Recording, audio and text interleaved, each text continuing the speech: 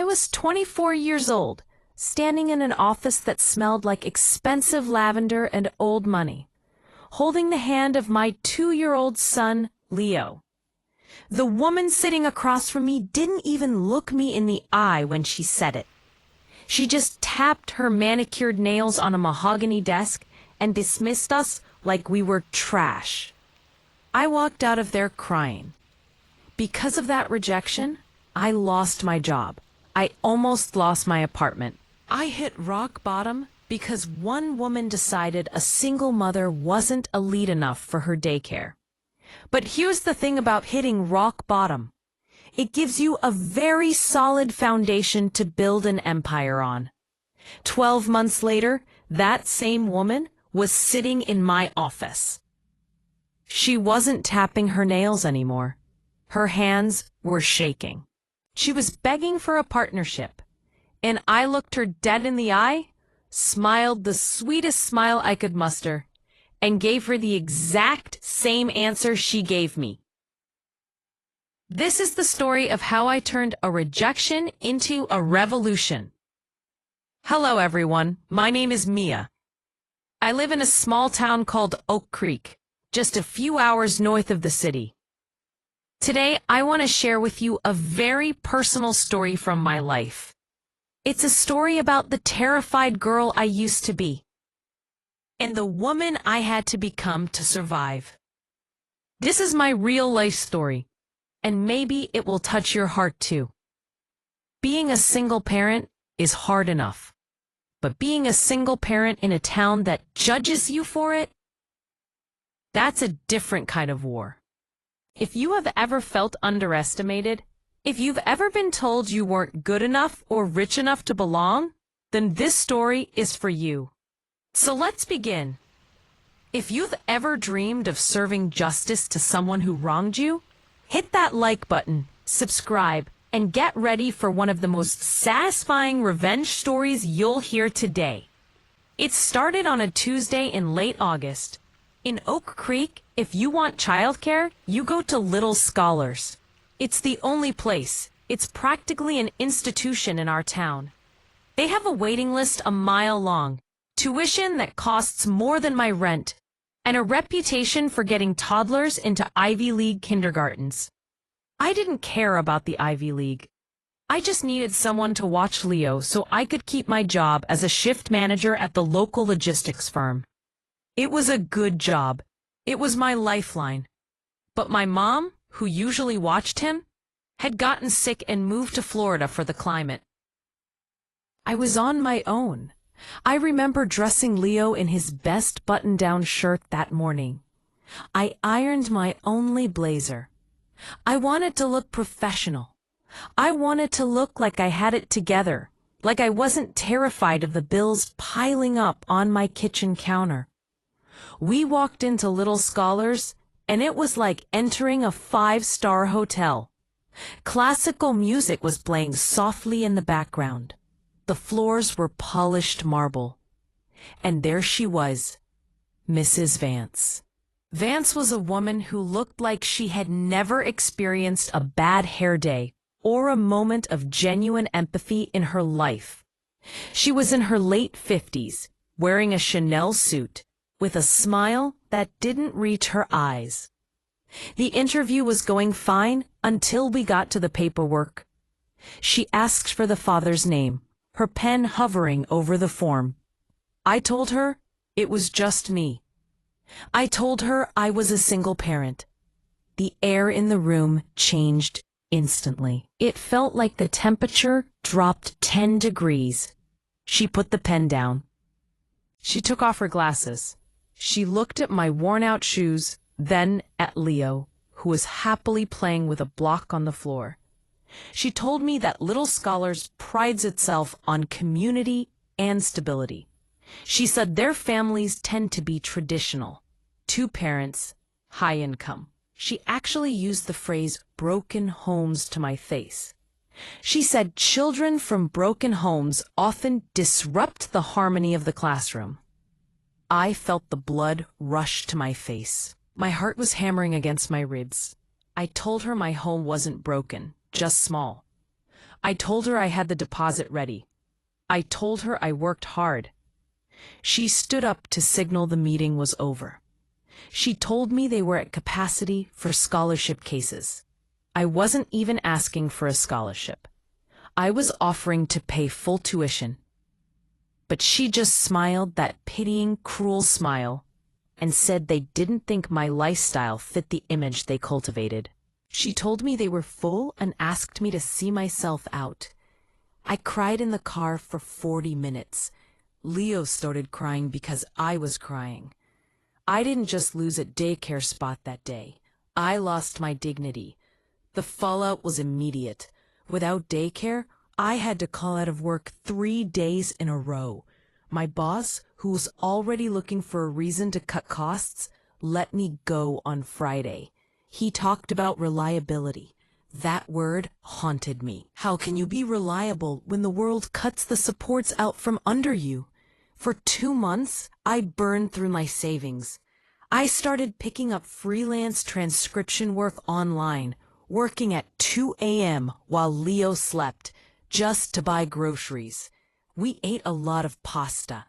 I stopped turning on the heat during the day to save on electric bills, wearing 2 sweaters inside just to keep warm. I felt like a failure. Every time I drove past Little Scholars and saw the Range Rovers dropping off kids, I felt a pit of rage in my stomach. It wasn't fair. The turning point didn't come with a lightning bolt. It came with a spilled juice box at the public park. I was sitting on a bench, exhausted, watching Leo play in the sand. Another woman was there. She looked as tired as I felt. She was wearing nurse scrubs, looking at her watch nervously. Her daughter ran over and accidentally knocked Leo's juice box out of his hand. The woman apologized profusely. She introduced herself as Sarah. She slumped back onto the bench next to me and admitted her babysitter had just bailed again, and she was supposed to be at the hospital in an hour. We started talking. It turned out Sarah had tried to get into Little Scholars, too. She was rejected because she worked night shifts and needed flexible pickup times. Mrs. Vance had told her they operated on a schedule, not on whims. Then another mom joined us, Elena. She was a graphic designer who had been rejected because her son had a mild speech delay. Mrs. Vance didn't want special needs affecting her test score averages. We sat there for 3 hours. 3 women, 3 rejections, 1 common enemy. Sarah said it was ridiculous. She pointed out that between the 3 of us, we had enough money to pay a salary. We just didn't have a place. I looked at them. I looked at the kids playing together perfectly fine. Then I whispered that I had a certification. They looked at me. I explained that I got my early childhood education certificate 3 years ago. I never used it because the logistics job paid more, but I still had the active license. Sarah sat up straighter. She told us she had a finished basement with a separate entrance. Her husband used it for storage, but they could clear it out. Elena chimed in immediately, saying she could handle the branding, the website, and the legal paperwork. We looked at each other. The desperation in the air evaporated, replaced by something electric. We decided right then and there to do it. We called it the Village Co-op. The concept was simple. It wasn't a business designed to extract profit. It was a cooperative designed to survive. We pooled our resources. Sarah's basement became our HQ. We spent 2 weeks scrubbing, painting, and safety-proofing. We didn't have marble floors. We had foam puzzle mats. We didn't have classical music systems. We had a Bluetooth speaker and a Spotify playlist. But we had something Little Scholars didn't: love. I took on the role of lead caretaker and director. Sarah handled the health protocols. Elena handled the admin. We opened with just 4 kids, ours and 1 neighbor's. But in a small town, people talk. Moms whispered at the grocery store. They heard about a place that let you pick up late if you were stuck in traffic, without charging $1 a minute. They heard we served homemade food. They heard we had a sensory room for kids with anxiety. By month 3, we had 10 kids. By month 6, we had rented a small commercial space, an old dance studio that had gone under. It had big windows and a massive backyard. We weren't just a daycare anymore. We were a community. We did potluck dinners on Fridays. We had a take-a-coat, leave-a-coat closet for struggling parents. We accepted the kids Mrs. Vance rejected. The loud ones, the messy ones, the ones with single moms or 2 dads or tattoos. And the kids were thriving. Of course, Mrs. Vance didn't like that. When you're the queen bee, you don't like seeing the worker bees start their own hive. The first attack came in the form of a health inspector. He showed up unannounced at 8 a.m. on a Monday. He went through our kitchen with a fine-tooth comb. He measured the distance between the sleeping mats with a laser ruler. He found nothing. We were bulletproof. I had memorized the state code better than I knew my own phone number. When I asked him who sent him, he admitted they received an anonymous complaint about hygiene and overcrowding from a concerned citizen. I knew exactly who that citizen was. Then came the rumors. Parents told me that Mrs. Vance was telling people we were unlicensed hippies running a dangerous underground facility. It made me furious. My blood boiled. But I remembered what my dad used to say about wrestling with pigs. You both get dirty, and the pig likes it. I told Sarah and Elena that we wouldn't fight her with words. We would fight her with results. About 10 months in, the tide turned. The economy in Oak Creek took a dip. A local factory closed. People were tightening their belts. Little Scholars, with its exorbitant tuition and rigid fees, started looking less like a luxury and more like a burden. Meanwhile, the village co-op was affordable because we were a non-profit. We were flexible. Then the scandal hit. It turned out Mrs. Vance had been underpaying her staff while raising tuition. 3 of her best teachers quit in the same week. Guess where they came? They walked into my office, which was actually just a desk in the corner of the nap room, and asked for a job. One teacher, a sweet girl named Emily, told me Mrs. Vance treated them like furniture. She said she heard we actually let kids be kids. I hired them on the spot. With certified teachers, our reputation exploded. We had a waiting list. We were winning awards.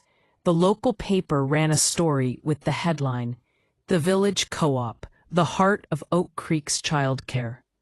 The photo on the front page was me, holding Leo, laughing, surrounded by 20 happy, messy kids. I framed that article. It was a rainy Tuesday, almost exactly 1 year after I had walked out of Mrs. Vance's office, when my phone rang. The caller ID said, "Little Scholars." I let it go to voicemail. She called again an hour later, then again the next day. Finally, on Thursday, she showed up.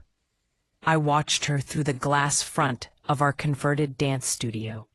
She looked different. Her Chanel suit looked a little loose. Her face was drawn.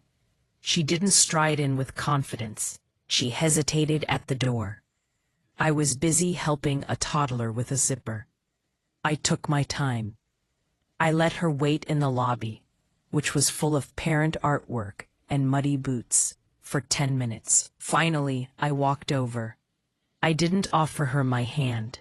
She looked around the room, taking in the chaos, the laughter, the warmth. She looked jealous. She asked if we could speak privately. I led her to my small office. I didn't offer her water. I sat down behind my desk, an IKEA desk, scuffed at the edges, and waited. She tried to regain her composure.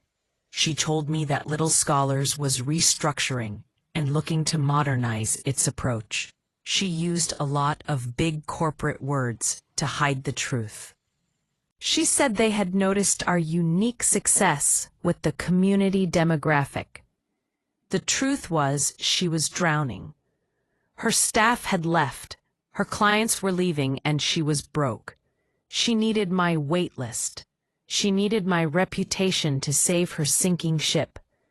She wanted to buy the soul of my company to fix the hollowness of hers. She proposed a partnership, a merger. She wanted to bring the village under the Little Scholars brand. She said I would have access to their building and resources. She would remain as president, of course, but I would be the head of operations. I stared at her. I thought about the day she looked at my shoes. I thought about the day she called my home broken. I thought about the lifestyle she despised. I leaned forward and clasped my hands on the desk. I channeled every ounce of calmness I possessed. I told her that her facility was beautiful and the marble floors were lovely. She smiled, thinking she had won. Then I dropped the hammer. I told her that I didn't think her business model fit the image we cultivate here. Her smile froze. I explained that we prioritize empathy, flexibility, and kindness. I told her that Little Scholars had a reputation for rigidity and exclusion. I told her, honestly, that associating with her brand would hurt our reputation. She sputtered. She started talking about the money, the facility. I told her we didn't need her facility. I told her we were actually breaking ground on a new expansion next month because the city gave us a grant. She looked pale. She stood up, her hands shaking, and told me I was making a mistake. She said I couldn't handle the volume alone and that I needed them. I stood up too. I walked to the door and opened it for her. I looked her in the eye and told her that we had a full staff and a full wait list. And as for her partnership offer, I smiled. It was a genuine, happy smile. We're full, I said. She walked out of there looking like she had aged 10 years in 10 minutes. 2 months later, Little Scholars filed for bankruptcy. The building sat empty for a while. Eventually, the bank auctioned it off. And you know who bought it? The town council.